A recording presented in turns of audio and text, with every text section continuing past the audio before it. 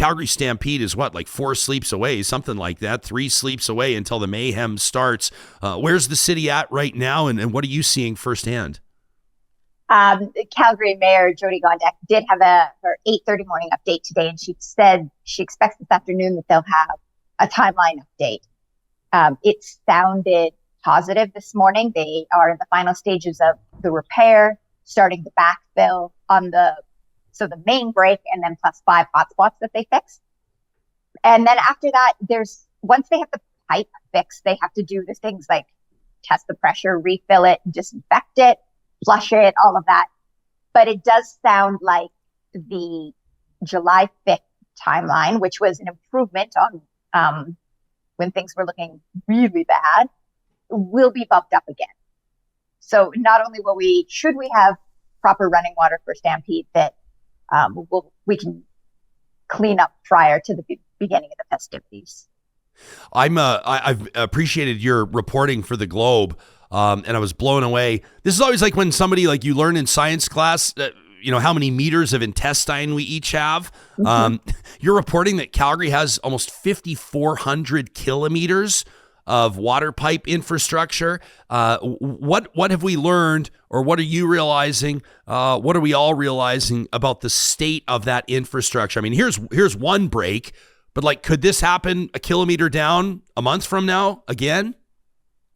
Yes, but not just in Calgary. This is a North American problem. There is a type of pipe that, particularly in the 70s, that wasn't super well engineered. It's known to have problems, the pre-stressed cylinder concrete pipes. So there's a lot of blame. People want to assign blame right now. A lot of that is like political angst, I think, coming through. But this can happen in Calgary just as easily as it can happen in any city right now that has this pipe. Even when you're monitoring it, I spoke to the folks in San Diego who sent lengths of pipe up to Calgary to fix the break here. They had originally 80 kilometers of this not fantastic pipe. They've remediated for about half of it, 48 miles of it, by inserting basically a steel tube into the existing pipe. And they monitor it at a cost of $1,000 a month per mile in US dollars. And the fellow in charge there said, even with that monitoring, you can still only pick up about 2/3 of the potential problems. So even though something like a place like San Diego County Water Authority is doing everything that they can possibly do, they had said, we could just as easily have a break as that in Calgary. So it's really this wake-up call on this invisible infrastructure that all cities have. Your water, your sewer, the stuff that just happens. We don't know how the magic water shows up out of our taps until it doesn't. And it will be something that every city needs to look at. And if they're not, you need to be concerned why your city is not looking at its infrastructure. So you're saying they're spending $1,000 a month per mile of pipe? So in San Francisco County, what they monitor to see if they have problem areas and if they identify problem areas, then they spend $1,000 per mile per pipe per month. Okay. And it doesn't necessarily pick up all the problems. But it doesn't guarantee it's going to be fixed, right? Or it's going to prevent catastrophic failure. So they monitor 48 or 26. It doesn't matter. Quite a bit. A lot. Let's go on the low end. Let's say 26 of their miles of this pipe that they have left, they have under monitoring. And they also just accept that despite doing everything that they can, it might not be enough. So it is, to me, there will be a lot of investigation in Calgary, and I don't know if there will be blame, meted out. But one thing some of the experts told me is that even once Calgary does all of its investigating and digging around and identifying whether it was the soil that was corroding the concrete and then therefore the inside steel rebar, they might not find a smoking gun. It could be a combination of factors. It might be that the things weren't perfectly level. We want there to be a simple explanation that this was, they should have known this pipe was terrible. That would be easy.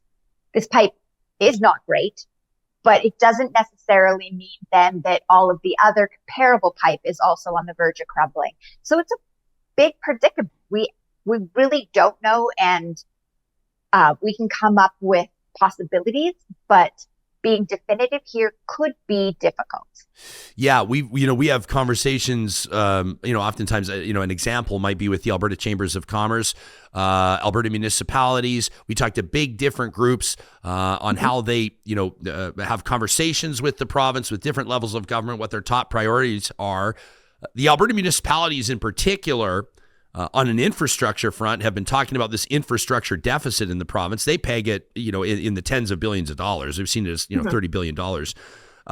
And it's always kind of been one of those things, like when the provincial budget comes out, we talk about the province, downloading costs. The province can make its government's fiscal situation look a whole lot rosier by downloading some costs to municipalities who have no choice but to obviously increase their property taxes. If I'm oversimplifying this, people can call me out, but that's basically what the case is right now. And that's why these municipalities are crying foul on this. So we asked the Premier about this just a couple of weeks ago, maybe a few weeks ago, because I think that this water main break in Calgary, like you're alluding to, is not just a Calgary story.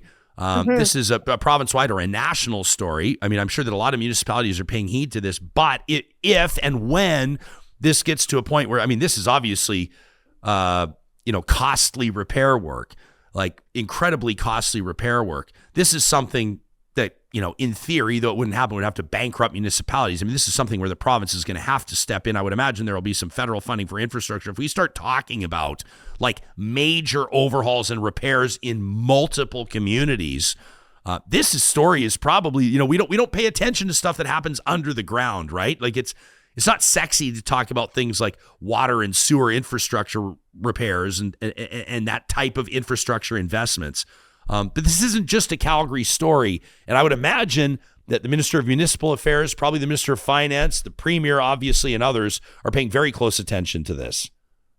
Yeah, invisible infrastructure is not sexy. It's hard to get voters excited about that. It's hard to get taxpayers on board with paying more for something like that.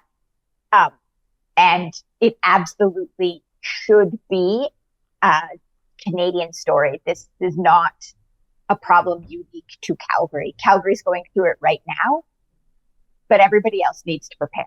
Hey, let me ask you to speculate. The greatest outdoor show on earth goes. I remember 2013, the floods. I was down there covering it on TV. I'm pretty sure you were down there as well. The hell or high water theme of that Stampede, it didn't matter that, water was up to like row 15 in the Saddle Dome 3 days before. They were going to have the Calgary Stampede, and they did.